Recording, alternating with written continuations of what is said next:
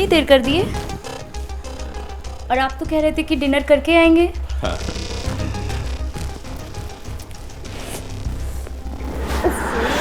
ये क्या कर रहे हैं? प्यार करने के लिए तो पूरी रात पड़ी है और मुझे चेंज भी करने हैं।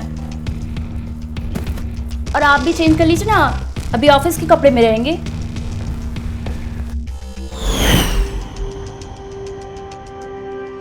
कपड़े चेंज करके मैं अपना वक्त बर्बाद नहीं करना चाहता। यू नो, आज तुम बहुत हॉट लग रही हो।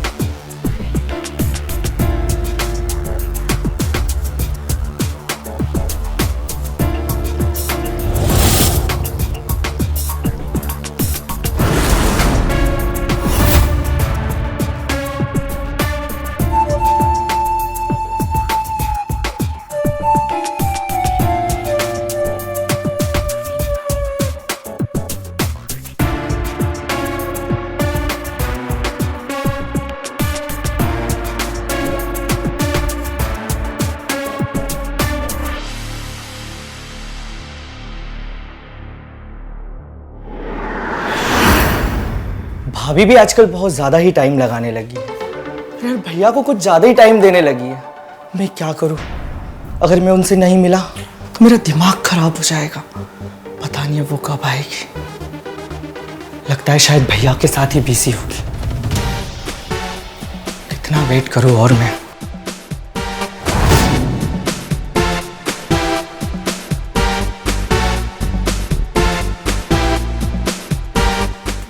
मेरे कमरे में झांक रहे थे ना, तुम्हारे भैया अगर देख लिए होते ना तो गजब हो जाता। तो क्या करता मैं? तुमने कितना समय लगा दिया और फिर अब मुझसे इंतजार नहीं हो रहा था। गंदी बात, इंतजार करना सीखो। भाभी आपने जो आदत लगा दी है ना, अब तो उसकी वजह से एक पल का भी इंतजार नहीं होता। सच में अजय? हाँ, मैं झूठ क्यों बोलूंगा। पर अब तो मुझे बस एक ही बात समझ में आती है कि किसी ना किसी तरह से भैया को हटाना है। खबरदार, आइंदा अगर ऐसी बात की तो। तुम्हें तुम्हारे हिस्से का प्यार दे रही हूं ना।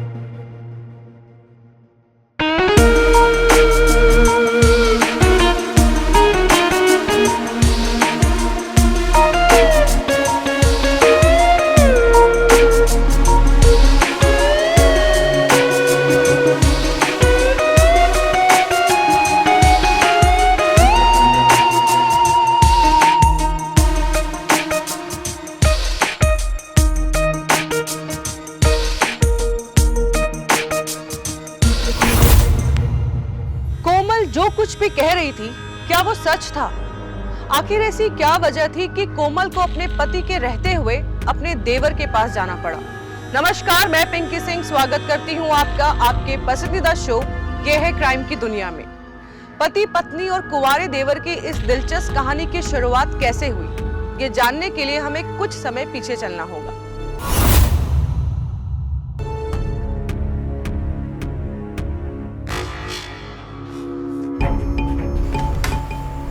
अजय?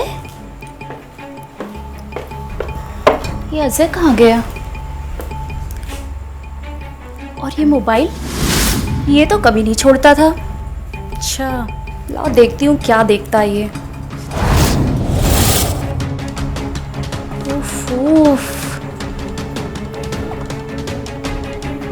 तो यही सब देखता था।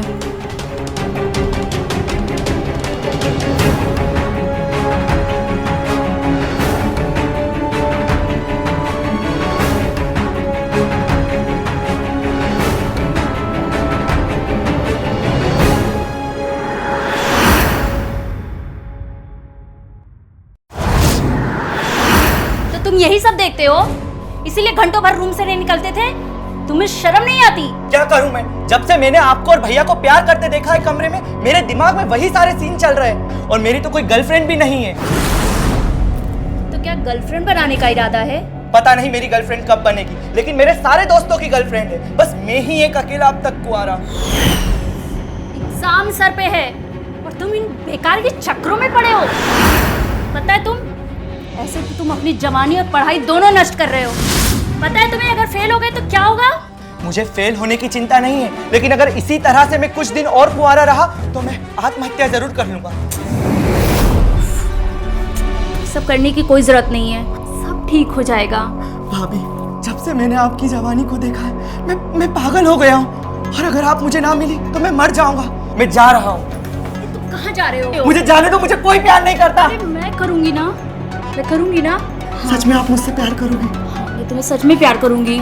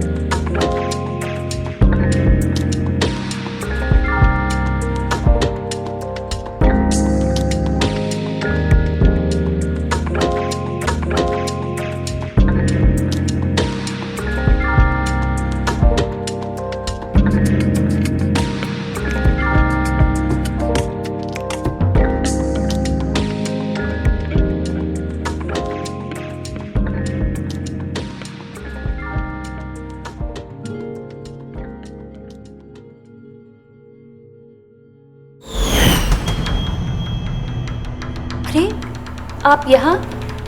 आप तो सो गए थे ना? हाँ, सो गया था, लेकिन जब मेरी आंख खुली तो मैंने तुम्हें वहां नहीं पाया। कोमल, ये सब क्या चल रहा है? हाँ? मैं जो कुछ भी कर रही हूँ आपकी भाई की जान बचा रही हूँ। अगर आपको ऐतराज है तो फिर नहीं करती हूँ। नहीं नहीं, ऐसा मत करना कोमल।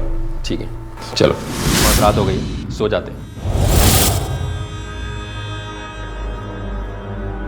विजय को जब ये सारी बातें मालूम हुई तो उसने कोमल को माफ कर दिया और फैसला किया कि वो अपने छोटे भाई अजय को वापस गांव भेज देगा। लेकिन ये सब इतना आसान नहीं था। जब विजय अपना फैसला सुनाने के लिए अजय के पास पहुंचा तो आखिर क्या हुआ, आइए देखते हैं।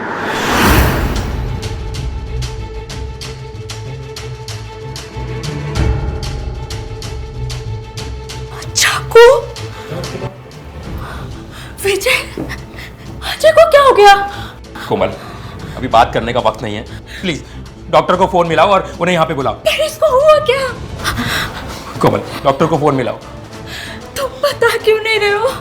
इसकी पढ़ाई को लेकर जो तुमने बलिदान दिया उसके लिए मैंने तुम्हें माफ कर दिया, लेकिन आज जब कमरे में मैं देखने के लिए आया कि ये पढ़ रहा है कि नहीं पढ़ रहा, तो मैंने देखा।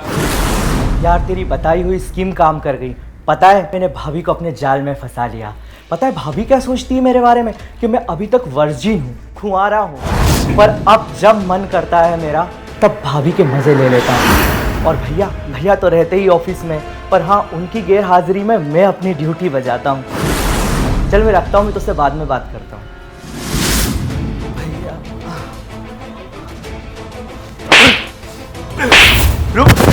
आस्तीन के सांप, तो ये है तेरी असलियत। अभी इसी वक्त मेरे घर से बाहर निकल जा। और ये बात मैं बाबूजी को बताऊंगा। जब उनको पता चलेगा ना। रुक जाइए भैया, बहुत हो गया। और क्या बताएंगे आप बाबूजी को? मैं बताऊंगा, तेरे काले कारनामे बाबूजी को बताऊंगा।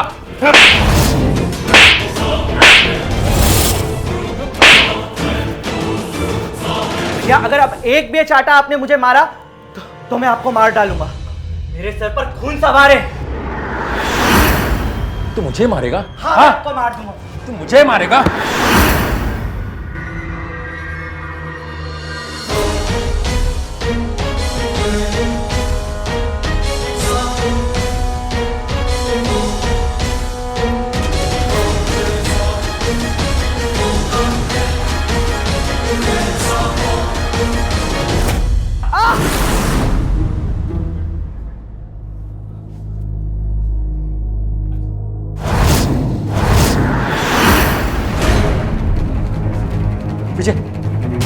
विजय,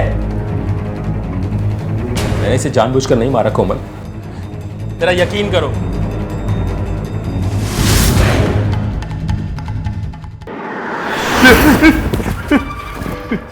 सच बता, तू ये सब किसके लिए करता है? बोल। सर मैं कुछ नहीं जानता, छोड़ दीजिए मुझे।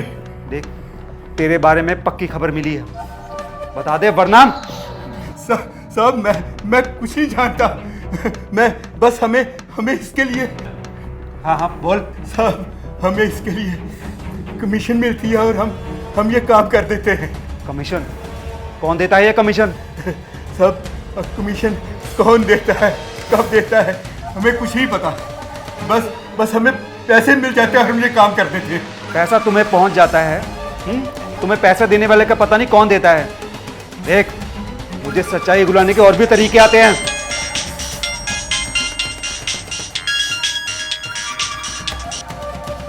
हेलो पुलिस स्टेशन अजय निवास में फौरन पहुंचिए। यहाँ पे एक मर्डर हुआ है। क्या?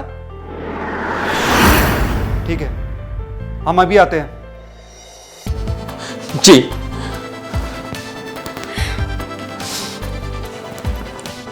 कांस्टेबल चलो।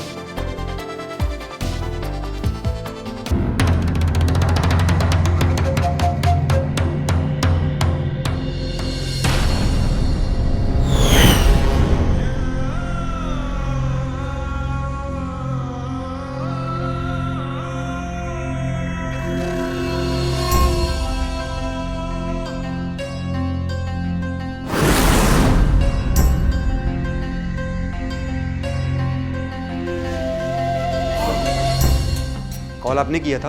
इंस्पेक्टर साहब, मैंने किया था कॉल। कौन था ये? सर, ये मेरा छोटा भाई था।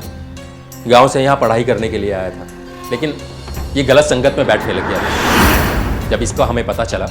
और हाँ, ये अपनी भाभी पर गंदी नज़र रखता था।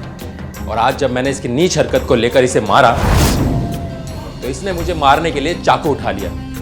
मैंने अपनी जान बचाने के लिए उसका हाथ पकड़ लिया, लेकिन ये मुझे मारने के लिए उतारू और हम दोनों में लड़ाई हो गई और चाकू गलती से इसे लग गया। इंस्पेक्टर साहब, मैं इसे मारना नहीं चाहता था, सिर्फ अपने आप को बचाने के लिए मैंने ये सब किया। देखिए, आप दोनों के बीच जो भी हुआ ये तो आप ही जानते होंगे।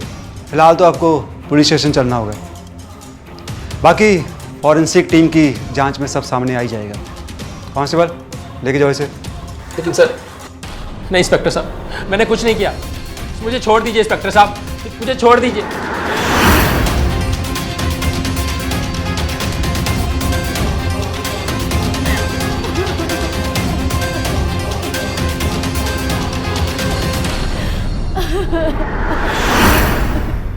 तो दोस्तों, देखा आपने, जिस देवर को कुंवारा समझ के उसकी जिंदगी बचाने के लिए उसकी भोली भाभी ने उसके साथ शारीरिक संबंध बनाए और ये बात पता चलने पर उसके पति ने उसे माफ भी कर दिया, वही देवर गद्दार और मक्कार निकला।